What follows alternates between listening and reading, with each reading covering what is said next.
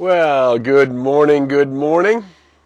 Welcome to Coffee with Casper. It's almost 8:30. Here comes the Casper right there.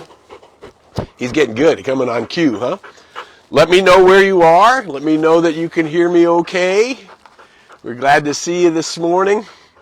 Welcome, welcome, welcome. Hi, hi, hi. We are live at 8:28. We're going to wait till 8:30. Casper breathes into the microphone, I'm told. At least he's not eating the microphone. That's a big step in the right direction. All righty. Good morning, good morning. This is Casper right here. This is Casper. Who's that Casper boy? Where'd that dog go? Okay. There's Coffee. Here's Casper. Becky is watching. Welcome, welcome, welcome. Nice to see you. Loretta is watching. Good morning. Grant is watching. Good morning from North Carolina. Good morning. Let me know where you're watching from. Good to see you all this morning. 8:29. We're almost there. Virginia Beach. Garnet's watching from Virginia Beach. Good to see you all this morning. Hi, hi, hi. We're good to see you. We're about to ready to begin. The gong is going to go. Casper already came up to say hello. He'll probably come back again. From Las Vegas is in this morning. Boise is in the house. Idaho. Okay. About a minute to go and we'll get ready to roll. See what kind of thoughts we can use to make life richer and more consciously realized. It's already good, but we have to be consciously realizing it. Yay, yay, yay. Well, good to see you all this morning. Thanks for joining me. It's now 8:30. It's time for Coffee with Casper. So let's everybody just let your breath go out. Take a nice deep breath in. Let that breath go into your heart center. And now just relax. You're going to give yourself this 20 minutes to be present. To be present to the all possibility of life that is here right now, and just to relax and enjoy. And our time together is simply to see if we can find a new thought, perhaps a comforting thought, perhaps an inspiring thought, perhaps just a new thought, one you haven't had before. But most of the time we're talking to something that you already know. We are already talking about this on Coffee with Casper a lot, that the audience for this show is those of us who are waking up. That means that we have become aware that there is one life, that life is everywhere present, it belongs to all people, it's equally distributed, and it's given the gift of itself to each and all. Welcome from Arizona, welcome from Chicago, we're glad to see you. And so the aware of that one life becomes we're aware of a closed system, that therefore everything is interrelated and interconnected. As science has proven a long time ago, good morning from Hollywood, that if a butterfly flaps its wings in China, it affects the whole field. So imagine if a butterfly on the other side of the world can do that, what is our consciousness, what's going through our awareness that is affecting not only our lives, but the lives of all of those who are vibrating in and around our experience and are eventually affected by the long-term vibration of that experience. So last week we were talking about three very important words. We were talking about liberty and justice and renewal. So today I just wanted to focus a little bit on renewal so that we could get a sense of if we are believing, and I certainly am believing, that we are in a planetary reboot. It's just like, we've talked about it before, just like when you reboot a computer. My older desktop in the other room is really going slow. All of a sudden, it's starting to go really slow. So some point in the mechanism is too much information for it to handle, or some piece or part is not working right, and it's calling for a renewal. And of course, we typically know, those of us who are working on computers in any way, we know that you have to reboot them. You have to shut them off, and then they come on. And they come on in phases, one part, then another part, and then another part, then it layers over, and it finds the previous programs and all of that stuff. So in the case of my older desktop, the renewal is no longer sufficient to simply turn it off. We're going to have to add something to it. We're going to have to bring renewal to it in order for it to turn back on and be able to function in terms of the tasks that we need it to do. So let's look at this word renewal, just the dictionary stuff. I always like to start with what does the actual word mean, because that'll take us a long way. That'll show us a lot of information. Renewal is an instance of resuming an activity or a state after an interruption.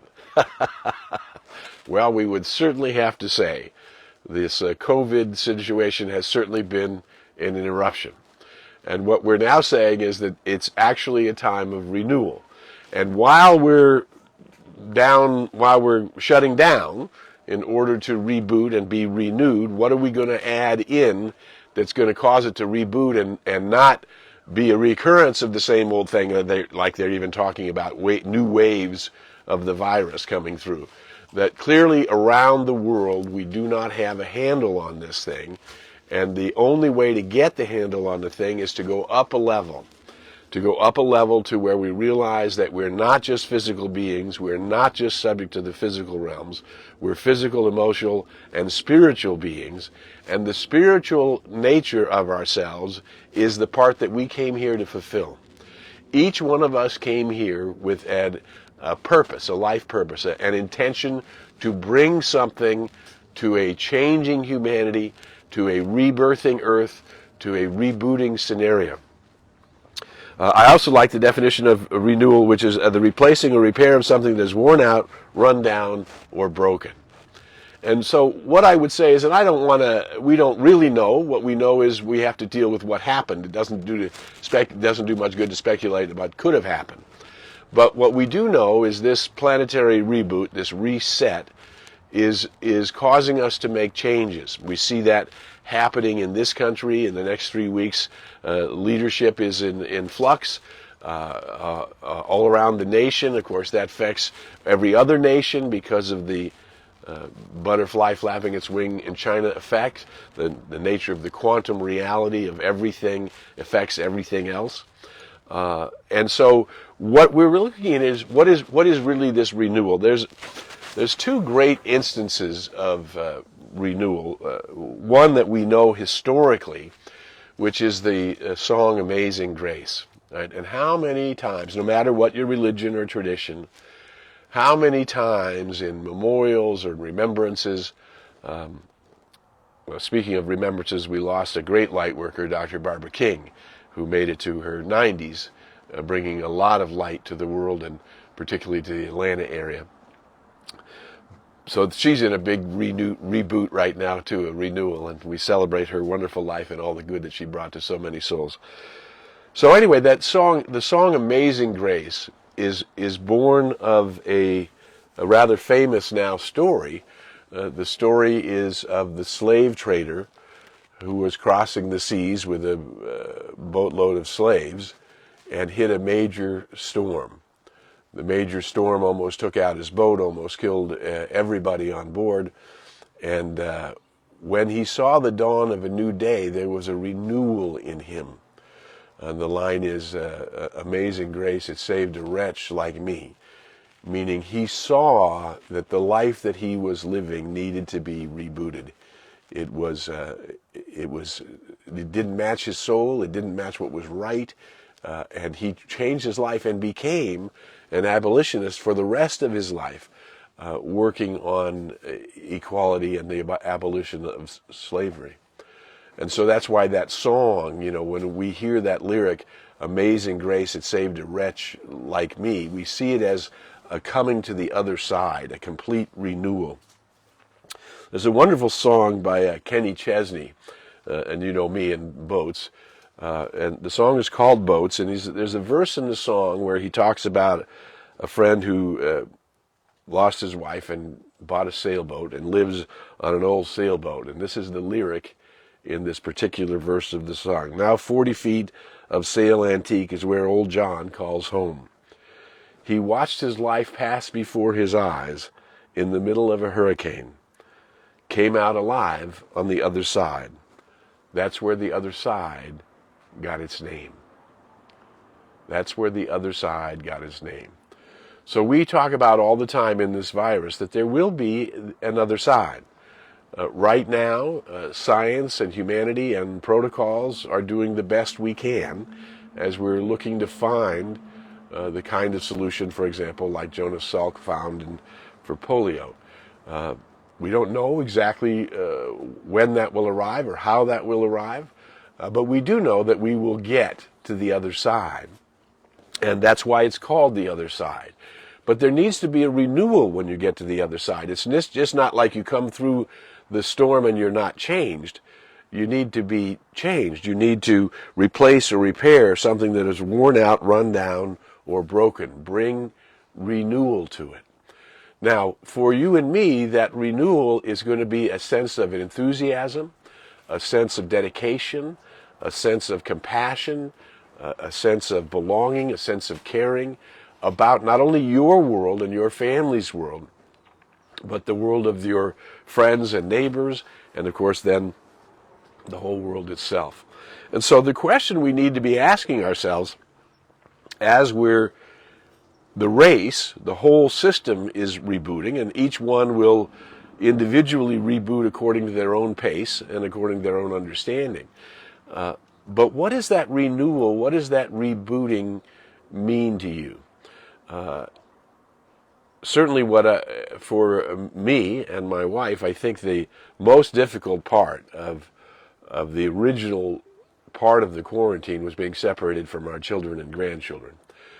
Because we have discovered that that's, of course, the richest wellspring of our life. To be together with the children and grandchildren is for us the deepest meaning.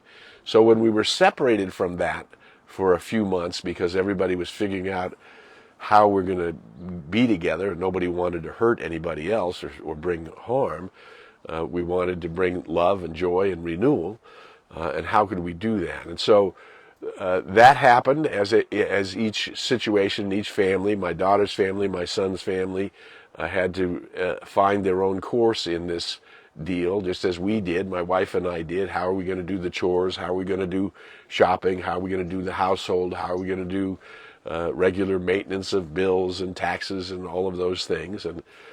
And find a way for us as a couple to work through this, and then to find a way for us as a family to work through this, and then to find a way for family and friends to work through it, and then to find a way for family and friends and neighbors to work through it. And then eventually all of your caring for humanity and the earth needs to work through it. So one of the things that we're planning is in 2021, the second half of the year, we're going to take a big family vacation. And my wife and I are taking money aside to be able to take everybody on a trip so that we are renewed in the renewal. So the world will be renewed.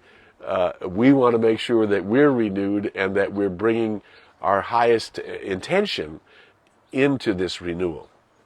So that's really what I wanted us to just gently think about this week. For you, each one of us, to gently think about what is the life on the other side.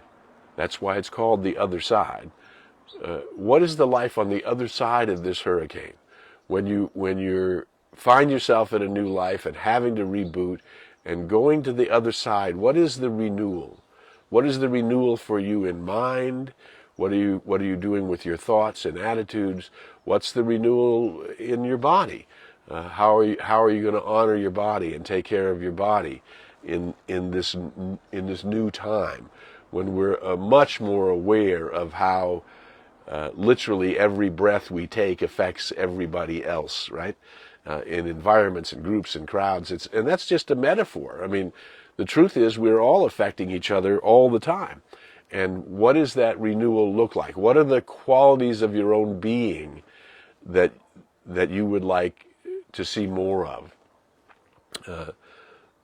What are the qualities in your relationships? You know, how are you going to bring forth this idea that I've been through a storm, I see the new dawn, I see the new day, I see the new possibility, and how am I, and this is a personal and individual question, how am I going to be in this renewal?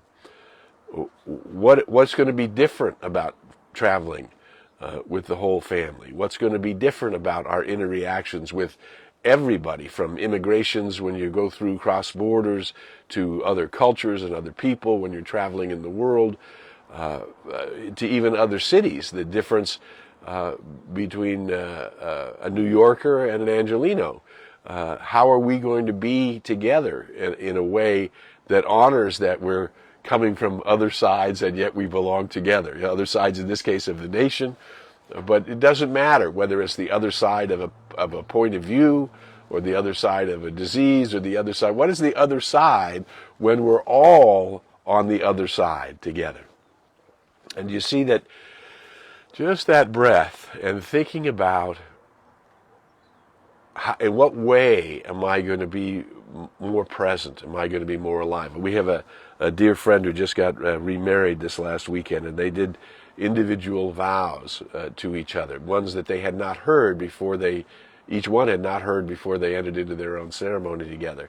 And it was so wonderful, that sense of even these people close to my age being remarried or marrying again on the other side of past relationships, on the other side of a past that they leave behind to find a new kind of love, a new kind of being together, a new kind of awareness in the world. Clearly, one of the things that we've talked about also is that the voice of your intuition, well, in this reboot now, what was called the still small voice, which is the voice of the intuition, that part of us that knows and knows that it knows, that sometimes, as Ernest Holmes said, sometimes without any process of reasoning, just knows.